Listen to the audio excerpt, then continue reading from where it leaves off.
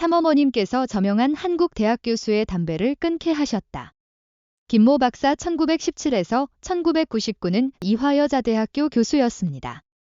1970년대 후반경에 윤모 박사 물리학자, 이모 박사 법철학자, 그리고 김모 박사 교육자 등의 저명인들이 장기간 미국에서 통일교회의 통일원리 수련을 받았습니다.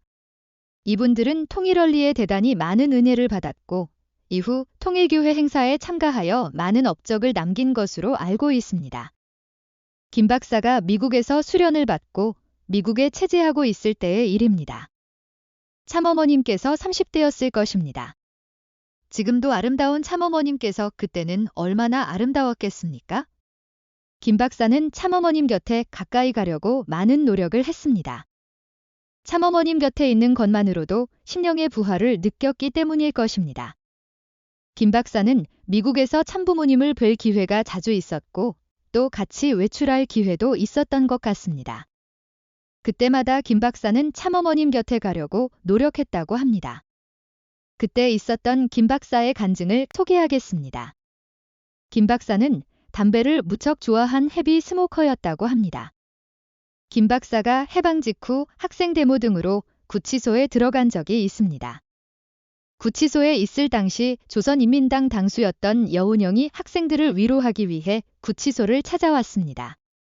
구치소 한방에는 학생들 9명이 있었는데 당시 같이 학생운동을 하던 회장과 부회장인 김 박사가 같은 방에 있었다고 합니다. 당시는 대학생들이라 해도 담배를 피우는 학생이 많았다고 합니다.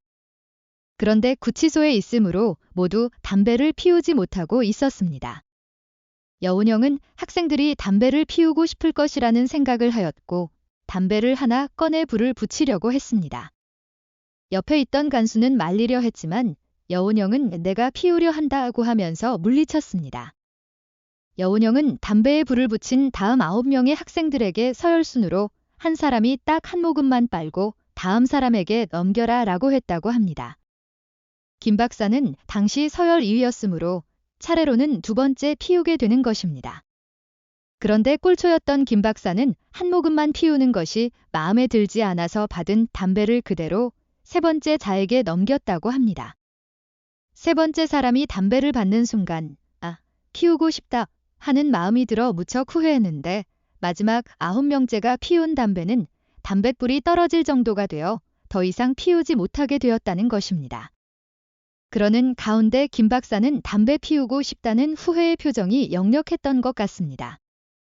여운형은 다시 한 개피의 담배를 꺼내 또 한 차례 피우라고 했습니다. 학생회장이 한 모금 피우고 거의 한 개피 전체가 청년 김 박사에게 넘어왔습니다. 김 박사는 크게 숨을 내쉬고 담배를 빨았습니다. 깊이 한 모금을 빨아들였는데 담배는 한 개피가 거의 다 탔다고 합니다.